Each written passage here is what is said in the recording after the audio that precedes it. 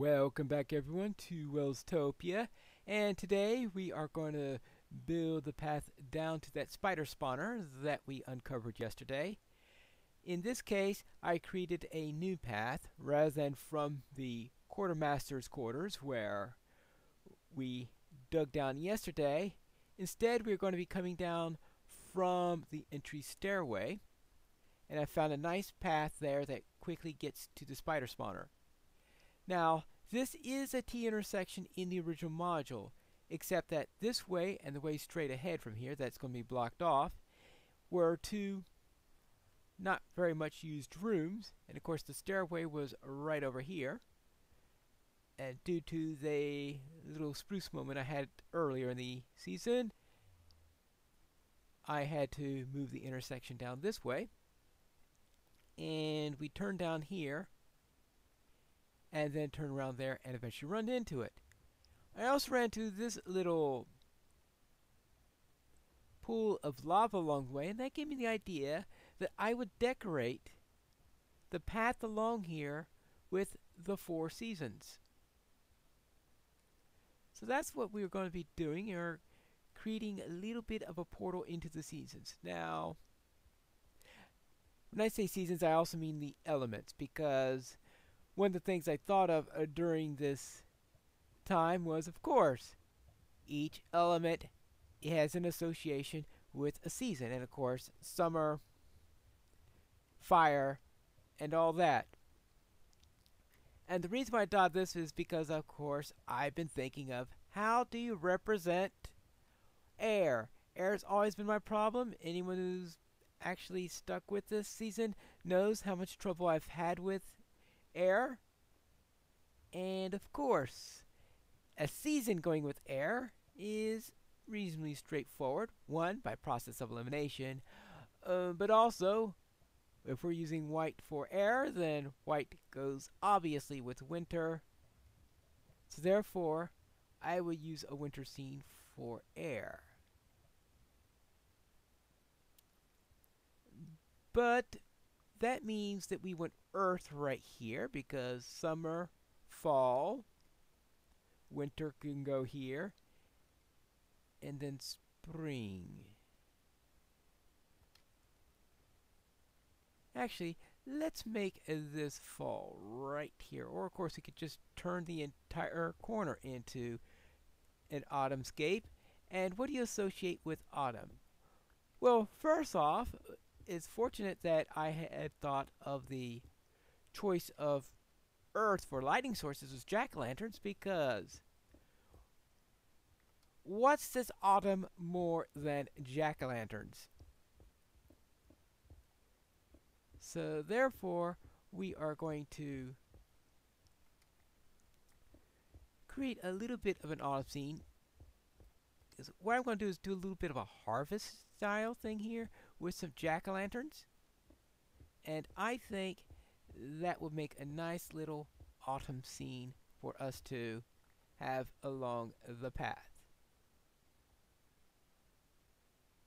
Now we'll temporarily throw up some torches, but in the end all the torches are going to be replaced with jack-o'-lanterns. And jack-o'-lanterns are also a nice, easy light source to get, because all I need are a few pumpkins and a few torches, and one certainly knows that torches are easy to get. So what I'm going to do is I'm going to replace the floor in this area with dirt. And you can't get more earth than dirt. Definitely not. Especially since brown, it's literally earth. Yeah, it's right here. Dirt is literally earth. You can't get more earth than that. So therefore, we'll put this up here. And we will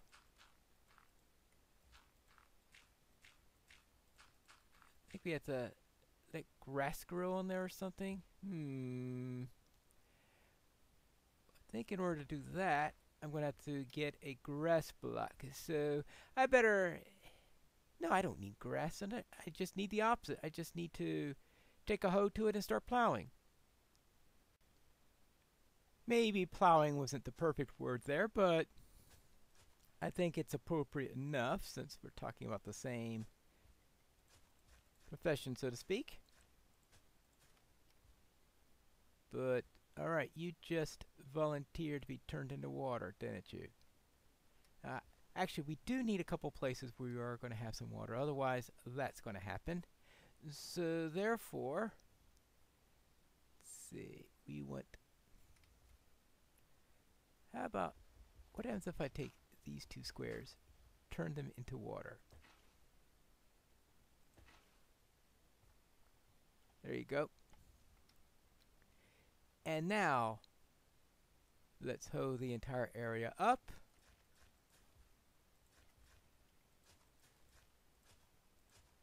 And that should give us a nice place in order to place some wheat. But of course we will need light, and for that, yeah, you can't use hoed land for placing a jack-o'-lantern. Duly noted.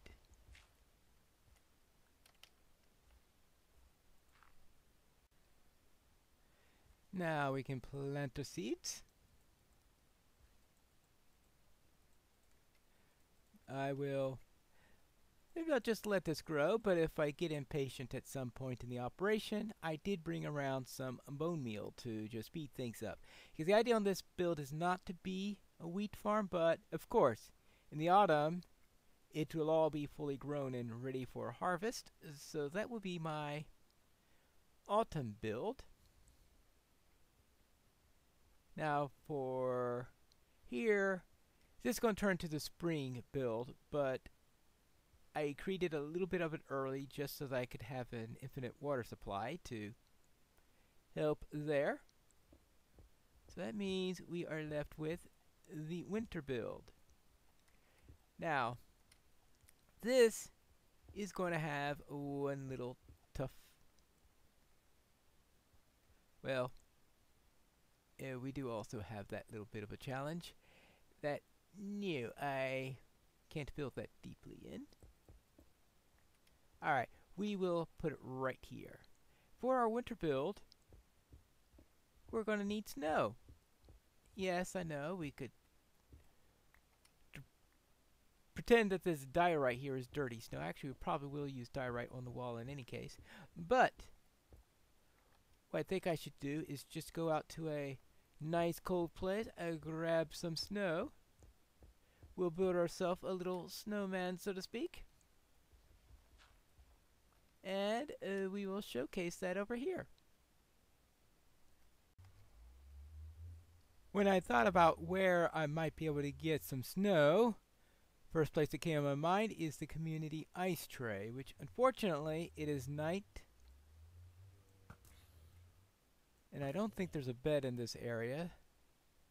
And so therefore, that's going to take me a moment. I did see a rabbit though.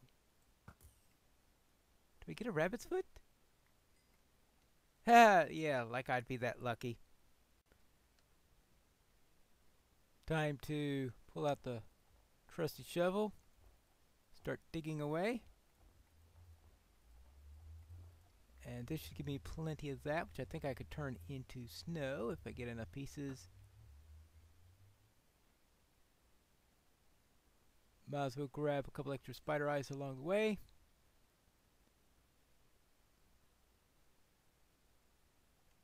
Nasty thing going out here at night.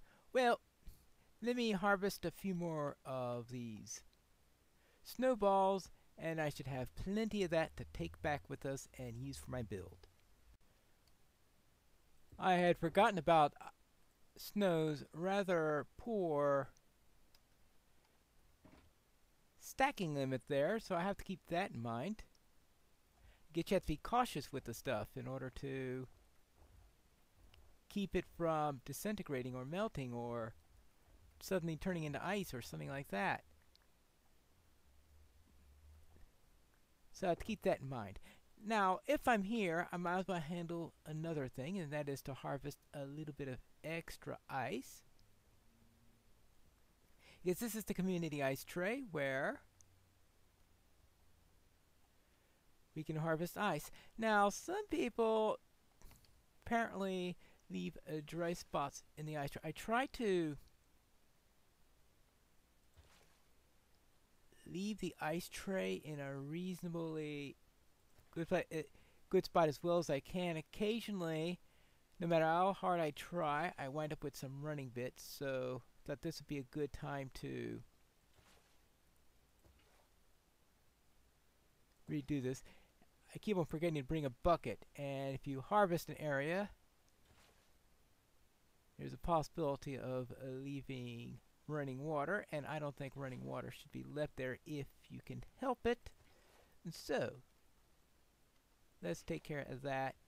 So we have no more running water in here. Good. Nice calm water. Perfect for an ice tray. Now I can harvest the ice, and this will give me plenty of ice. Now I've been using ice mainly in building my nether tunnels as an underflooring for it. But there are other uses I could come up with it, including winter builds. Now that I've thought of maybe having a winter feel for some of this, then ice would of course be a good block in order to use for such things when you're trying to imply winter and the like. There you go. And there. So I'm going to collect some more of this, probably collect a little bit more snow, and then we can go back to base. Let's start this with a bit of ice. Now that means avoiding lighting, but the good news with that is that since I am using ice here, I don't have to worry about mob spawns. Since ice is not a spawnable block, so I won't have to worry about adding light. But light has a tendency to melt ice. But it's winter where you generally have less light anyway, so I think that will actually be fitting. Maybe I should put store some of the stone here. And well, maybe not all ice.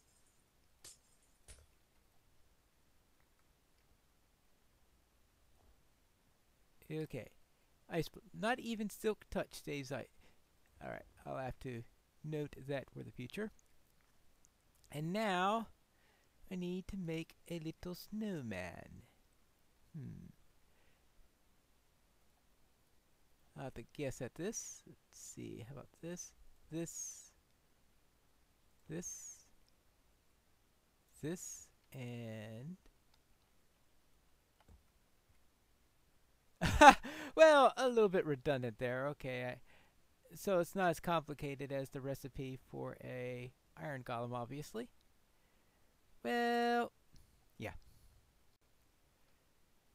Now that I have that, let's just block it off a little bit, because I certainly don't want the golem there going into the fire area upstairs. So that's our little winter scene.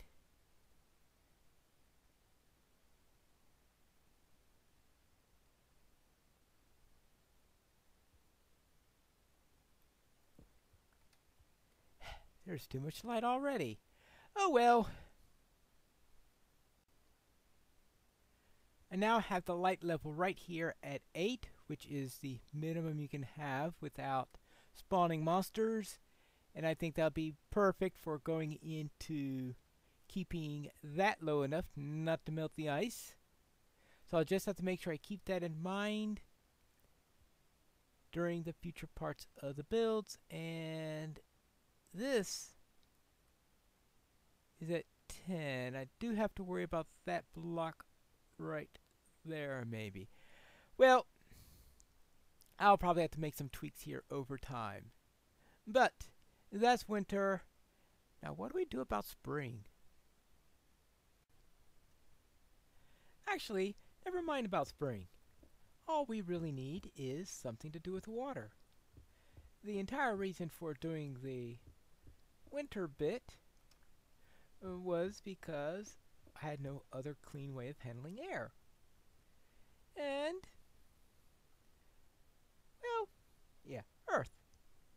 So I think that works well enough for those, but in the case of water, I don't need to try to evoke a season or anything like that. I'll just do a little bit extra here, and we will create a fountain. That I think will do pretty well, which means some prismarine. Just put some prismarine out here and build a fountain, and I think all will work. We'll start with a prismarine floor and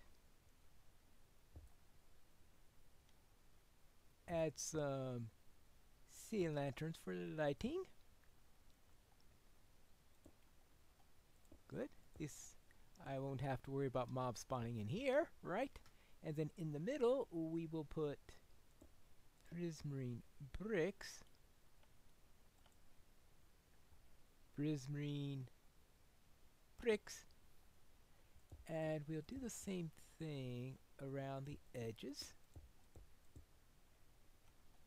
like so.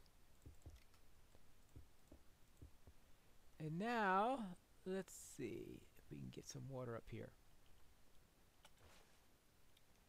Well, that was off. Let's hop up one here like this to make it a little bit easier. That way even I can't miss it. Good! I think that's perfect. Yeah. What says water more than a fountain? Yeah, the walls need to change. Definitely not going to be stone. I think it would just completely out of place for this. So I will take this down, replace the walls, and also move the ceiling up by 1 because it's right now way too low for its purpose. So let me get this all dug out, get some prismarine brick up here, and I think we'll be set. And there you have it. One fountain, and that's obviously water. And yeah, that looks ugly. So I just have to find something to do it. But I do want to keep the snowman from escaping, though I can do that just as well if I get rid of the middle section, since they can't get through there. This will just give that a little bit of time to finish growing, and that will be done. And we're leaving fire as it was.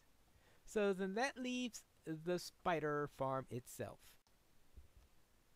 In Dungeons and Dragons, one of your great nemesis is Loth, the spider queen, the demon queen of spiders, and I'm going to imagine that Loth is using this as a portal area to send her spiders in an attempt to invade the Temple of Elemental Pine.